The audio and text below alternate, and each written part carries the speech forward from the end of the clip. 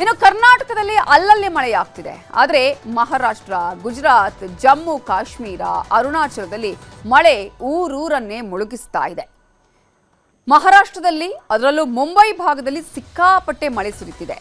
Market ಒಳಗೆಲ್ಲ ಮಂಡಿಯುದ್ಧ ನೀರು ನಿಂತಿದೆ. ಬಸ್ ಸ್ಟ್ಯಾಂಡ್ಗಳಲ್ಲೂ 2 ಅಡಿ ನೀರು ನಿಂತಿದೆ. ಅದೇ ನೀರಲ್ಲಿ ನಡ್ಕೊಂಡು ಪ್ರಯಾಣಿಕರು ಓಡಾಡಬೇಕಾದಂತಹ ಪರಿಸ್ಥಿತಿ ನಿರ್ಮಾಣವಾಗಿದೆ. ಇನ್ನು ವ್ಯಾಪಾರಿಗಳಂತೂ ಲಗೇಜನ್ನು ಹೊತ್ಕೊಂಡು ಓಡಾಡುವಂತಹ ದೃಶ್ಯಗಳು ಕಾಣಿಸ್ತು. ಆ ಮಟ್ಟಿಗೆ ಮಳೆಯಾಗಿದೆ. ಇನ್ನು ವಾಹನ ಸವಾರರ ಕಷ್ಟ ಅಂತೂ ಹೇಳೋದಿಕ್ಕೆ ಆಗಲ್ಲ ಬಿಡಿ.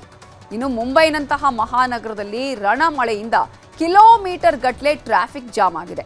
1 ಕಿಲೋಮೀಟರ್ ಸಂಚರಿಸೋಕೆ ಕನಿಷ್ಠ 1 ಗಂಟೆ ಟೈಮ್ ಹಿಡಿತಿದೆ. ಆ ಮಟ್ಟಿಗೆ ಮಳೆ ನೀರು ನಿಂತು ಟ್ರಾಫಿಕ್ ಜಾಮ್ ಸೃಷ್ಟಿಯಾಗಿದೆ. ಗುಜರಾತ್ನ ವಲ್ಸದ್ ಜಿಲ್ಲೆಯಲ್ಲಂತೂ ಮಳೆ ಅಬ್ಬರಿಸ್ತಿದೆ. ಅಂಡರ್ ಪಾಸ್ಗಳು ಮುಳುಗಿ ಹೋಗಿವೆ. ದ್ವಿಚಕ್ರ ವಾಹನಗಳ ಸೈಲೆನ್ಸರ್ಗಳಿಗೆಲ್ಲ ನೀರು ನುಗ್ಗಿ ಕೆಟ್ಟು ಹೋಗಿದೆ. ಕೆಟ್ಟೋದ ವಾಹನಗಳನ್ನು ತಳ್ಕೊಂಡು ಹೋಗಬೇಕಾದಂತಹ ದುಸ್ಥಿತಿ. ಸದ್ಯಕ್ಕೆ ಗುಜರಾತ್ನ 6 ಜಿಲ್ಲೆಗಳಿಗೆ ಹವಾಮಾನ ಇಲಾಖೆ ಆರೆಂಜ್ ಅಲರ್ಟ್ ಅನ್ನ ಕೊಟ್ಟಿದೆ. ಜಮ್ಮು ಕಾಶ್ಮೀರದಲ್ಲೂ ಜೋರು ಮಳೆಯಾಗ್ತಿದೆ. ದೋಡಾ ಸೇರಿದಂತೆ ಹಲವು ಭಾಗಗಳಲ್ಲಿ ಗುಡ್ಡ ಕುಸಿದು ರಸ್ತೆಗಳ ಸಂಚಾರವೇ ಬಂದ್ ಆಗಿತ್ತು. ಆದರೆ ರಾತ್ರೋರಾತ್ರಿ ಸೇನಾಪಡೆ, ಜಮ್ಮು ಸರ್ಕಾರ ರಸ್ತೆಗೆ ಬಿದ್ದಿದ್ದ ಮಣ್ಣು, ಕಲ್ಲು, ಬಂಡೆಗಳನ್ನು ತೆರವು ಮಾಡಿದೆ.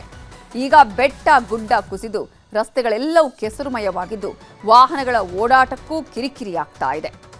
ಅರುಣಾಚಲ ಪ್ರದೇಶದಲ್ಲಿ ಸುರಿದ ಮಳೆಯಿಂದ ಸುಮಾರು 140 ಗ್ರಾಮಗಳು ಮುಳುಗಡೆಯಾಗಿವೆ. ಅಸ್ಸಾಂ, ಗುವಾಹಟಿಯಲ್ಲೂ ಜಲಪ್ರಳಯ ಸೃಷ್ಟಿಯಾಗಿ ಅನಾಹುತಗಳಾಗಿವೆ.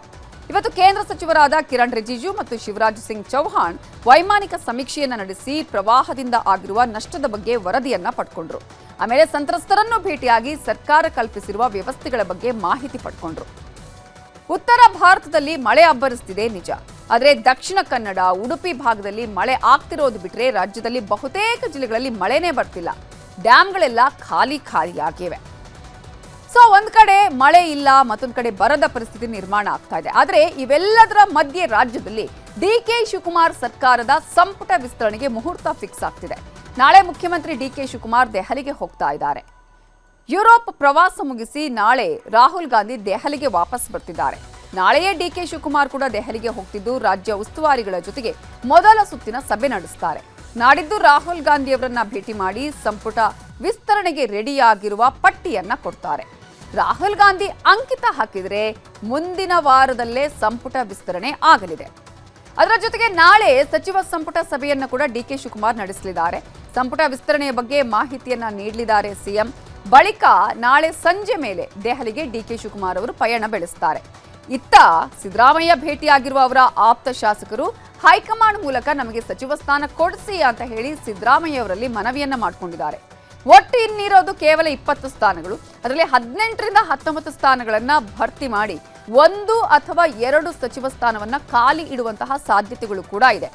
ಯುವ ಶಾಸಕರು, ಪಕ್ಷದ ಕಟ್ಟಾಳುಗಳು ಮೊದಲ ಆಯ್ಕೆಯಾದ್ರೆ ಹಿರಿಯರು, ಜಾತಿವಾರು ಸಂಪುಟ ವಿಸ್ತರಣೆಗೂ ಕೂಡ ತೀರ್ಮಾನವನ್ನ ಕೈಗೊಳ್ಳಲಾಗುತ್ತೆ.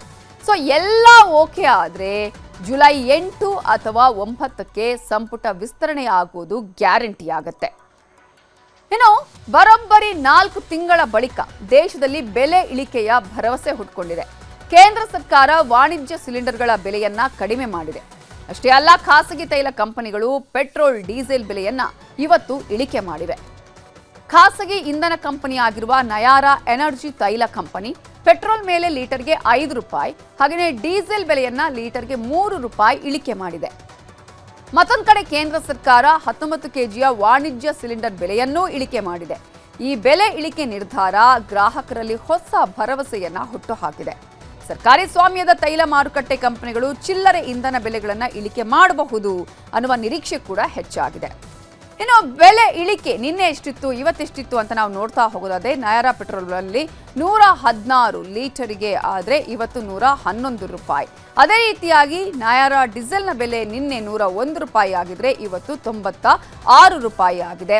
ವಾಣಿಜ್ಯ ಸಿಲಿಂಡರ್ನ ಬೆಲೆ 3021 ರೂಪಾಯಿ ಆದರೆ ಇವತ್ತು 2838 ರೂಪಾಯಿ ಆಗಿರೋದನ್ನ ನಾವಿಲ್ಲಿ ಗಮನಿಸಬಹುದು. ಹಾಗಾಗಿ ತೈಲ ಬೆಲೆಗಳು ಕಡಿಮೆ ಆಗತ್ತಾ ಅನ್ನುವ ಕುತೂಹಲ ಇದೆ. ಖಾಸಗಿ ತೈಲ ಕಂಪನಿಗಳೇ ಪೆಟ್ರೋಲ್, ಡೀಸೆಲ್ ಬೆಲೆ ಇಳಿಸಿರೋದ್ರಿಂದ ಸರ್ಕಾರನೂ ಬೆಲೆ ಇಳಿಸುತ್ತೆ ಅನ್ನುವಂತಹ ಆಶಾಭಾವನೆ ಮೂಡಿದೆ. ಆದರೆ ಯಾವಾಗ ಇದು ಆಗತ್ತೆ ಅನ್ನೋದಕ್ಕೆ ಮಾತ್ರ ಇನ್ನೂ ಕೂಡ ಉತ್ತರ ಸಿಕ್ಕಿಲ್ಲ ಅನ್ನೋದನ್ನ ನಾವಿಲ್ಲಿ ಗಮನಿಸಬೇಕಾಗತ್ತೆ. ಇನ್ನು ಮತ್ತೊಂದು ಕಡೆ ಬೆಂಗಳೂರಲ್ಲಿ ಪಾದಚಾರಿ ಮಾರ್ಗ ಒತ್ತುವರಿ ವಿರುದ್ಧ ಜಿಬಿಎ ಕಾರ್ಯಾಚರಣೆ ಮಾಡ್ತಿದೆ. ಕೇಂದ್ರ ಪಾಲಿಕೆಯ 16 ಕಡೆ ಒತ್ತುವರಿ ತೆರವಿಗೆ ಮಾರ್ಕ್ ಆಗಿದೆ. ಆದರೆ ಅಕ್ರಮವಾಗಿ ಫುಟ್ಪಾತ್ ಒತ್ತುವರಿ ಮಾಡಿಕೊಂಡವರು ಈಗ ಸರ್ಕಾರವನ್ನೇ ಪ್ರಶ್ನೆ ಮಾಡ್ತಿದ್ದಾರೆ. ಸೇಫ್ ಫುಟ್ಪಾತ್ ಕ್ಯಾಂಪೇನ್ ಅಡಿಯಲ್ಲಿ ಫುಟ್ಪಾತ್ ಒತ್ತುವರಿ ತೆರವು ಕೆಲಸಗಳಾಗ್ತಿವೆ. ಶಿವಾಜಿನಗರದಲ್ಲಿ 6 ಕಡೆ, ಗಾಂಧಿನಗರದಲ್ಲಿ 4 ಕಡೆ, ಚಿಕ್ಕಪೇಟೆಯ 4 ಕಡೆ ಹಾಗೂ ಚಾಮರಾಜಪೇಟೆಯ 2 ಕಡೆ, ಮೆಜೆಸ್ಟಿಕ್, ಜಯನಗರ ಸೇರಿ ಯಲಹಂಕ, ಮಾರತಹಳ್ಳಿಯಲ್ಲೂ ತೆರವು ಕಾರ್ಯಾಚರಣೆ ನಡೆಸಲಾಗ್ತಿದೆ. ಆದರೆ ಬಡ ವ್ಯಾಪಾರಿಗಳ ಹೊಟ್ಟೆ ಮೇಲೆ ಯಾಕೆ ಹೊಡಿತೀರಿ, ಸಣ್ಣ ಪುಟ್ಟ ವ್ಯಾಪಾರಿಗಳ ಜೀವನಕ್ಕೆ ಯಾಕೆ ಕೊಳ್ಳಿ ಇಡ್ತೀರಿ ಅಂತ ಗಲಾಟೆ ಮಾಡಿದ್ರು, ವಾಗ್ವಾದಕ್ಕೂ ಇಳಿದ್ರು. ಅಧಿಕಾರಿಗಳ ಜೊತೆ ವಾಕ್ಸಮರಾನೂ ನಡೆಸಿದ್ರು. ಯಾರೆಷ್ಟೇ ಗೋಳಾಡಿದ್ರು, ಕಣ್ಣೀರು ಹಾಕಿದ್ರು, ಜಿಬಿಎ ಅಧಿಕಾರಿಗಳು ಫುಟ್ಪಾತ್ ಒತ್ತುವರಿ ತೆರವು ಕಾರ್ಯವನ್ನ ನಿಲ್ಲಿಸಲಿಲ್ಲ. ಫುಟ್ಪಾತ್ಗಳನ್ನು ಒತ್ತುವರಿ ತೆರವು ಮಾಡ್ತಿರೋದಕ್ಕೆ ಸಚಿವ ಕೃಷ್ಣ ಬೈರೇಗೌಡರು ಕಾರಣನೂ ಕೊಟ್ಟರು. ಪ್ರತಿ ವರ್ಷ 300ಕ್ಕೂ ಹೆಚ್ಚು ಪಾದಚಾರಿಗಳು ಈ ಆಕ್ಸಿಡೆಂಟ್ನಿಂದ ಸಾವನ್ನಪ್ಪಿದ್ದಾರೆ. ಫುಟ್ಪಾತ್ಗಳನ್ನು ಒತ್ತುವರಿ ಮಾಡಿರೋದ್ರಿಂದ ರಸ್ತೆಗೆ ಬರ್ತಾರೆ, ಇದರಿಂದ ಅಪಘಾತಗಳಾಗ್ತಿವೆ, ವಾಹನಗಳನ್ನು ಫುಟ್ಪಾತ್ ಮೇಲೆ ನಿಲ್ಲಿಸ್ತಾರೆ. ಅಂಥವರ ವಿರುದ್ಧವೂ ಕ್ರಮ ಕೈಗೊಳ್ತೀವಿ. ಅಕ್ರಮವಾಗಿ ಫುಟ್ಪಾತ್ ಒತ್ತುವರಿ ಮಾಡಿದ್ರೆ ಬಿಡೋದಿಲ್ಲ ಅನ್ನುವ ಎಚ್ಚರಿಕೆಯನ್ನೂ ಕೊಟ್ಟರು.